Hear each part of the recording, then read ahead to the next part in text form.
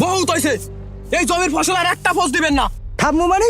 তোরা কতবার বলছি এই জমি তোর বাবার থেকে আমি কিনাছি, তারপর তুই জমি দাবি করস? তুই যদি জমি দাবি করস তাহলে এই জমির কাগজপত্র দেখা। কাগজ দেখাবো মানে? আমার বাপের জমি মানে আমার জমি।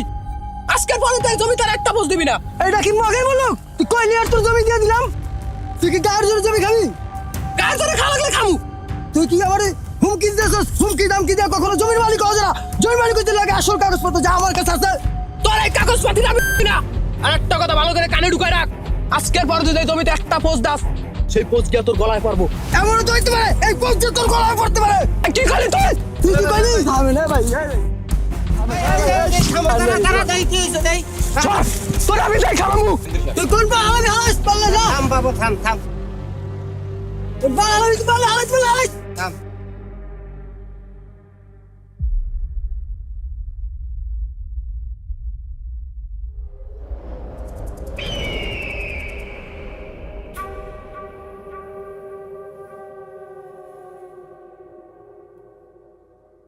আসসালামু আলাইকুম চেয়ারম্যান সাহেব। ওয়ালাইকুম আসসালাম, বসো। দোকানদার ভাই, এক কাপ চা দেন তো। চেয়ারম্যান সাহেব, ওই উত্তরপাড়া আপনার জমির পাশে যে আমাদের যে জমিটা ছিল, ওই জমিটাতে সাদ্দাম তো অনেক ঝামেলা করতেছে চেয়ারম্যান সাহেব। ঝামেলা করতেছে মানে? হ্যাঁ চেয়ারম্যান সাহেব, ও তো ওই জমি দাবি করে। ও দাবি করলে হবে নাকি? জমির কাগজপত্র তো দেখানো লাগবে। হ্যাঁ চেয়ারম্যান সাহেব, ওর নাকি কাগজপাতিও লাগে না, ও গায়ের জোরে জমি দখল করতে চায়। কেন, ও কি এলাকার পাতি নেতা হয়ে গেছে? এমনকি চেয়ারম্যান সাহেব আমাকে হুমকিও দিছে। ও সাহস তো কম না। আচ্ছা তুমি যাও, আমি দেখতেছি। ঠিক আছে চেয়ারম্যান সাহেব, তাহলে আসি। আসসালামু আলাইকুম। ওয়ালাইকুম সালাম।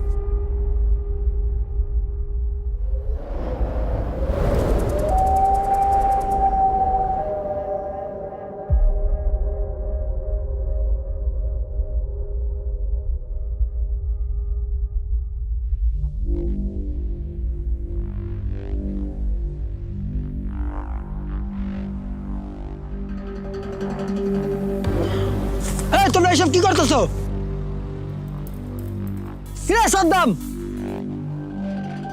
তো সাহস তো কম না, তুই আমার জমির ধান কাটতেছস? চেয়ারম্যান সাহেব এগুলো কি? আপনি তো জানেন এই জমির আসল মালিক আমি, আমার কাছে সকল কাগজপত্র আছে। আরে রাখো তোমার কাগজপাতি। এমন কাগজপাতি টাকা দিয়ে হাজার হাজার তৈরি করা যায়, দেখতে সেম টু সেম, কিন্তু নকল। নকল মানে? আমার এই জমি দলিল করার সময় চেয়ারম্যান সাহেব আপনিও তো ছিলেন। আপনি কি এখানে ন্যায় বিচার করতে এসেছেন, না সকাল সকাল সাদ্দাম আপনার পকেট ভর্তি করে দিয়েছে? কোনটা? কি বললা তুমি? মুখে লাগাম দিয়ে কথা বলো। তুমি কিন্তু ধৈর্যের বাঁধ ভেঙে দিচ্ছ।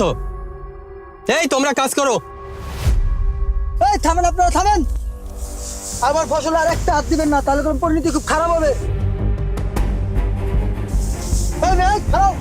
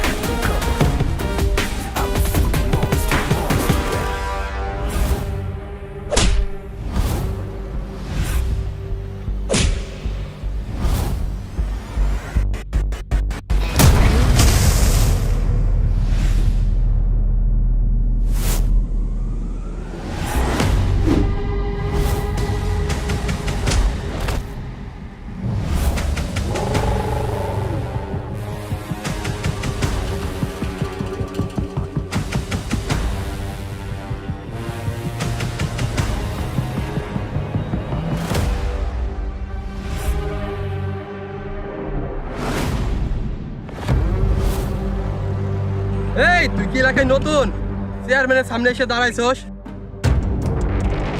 ওই!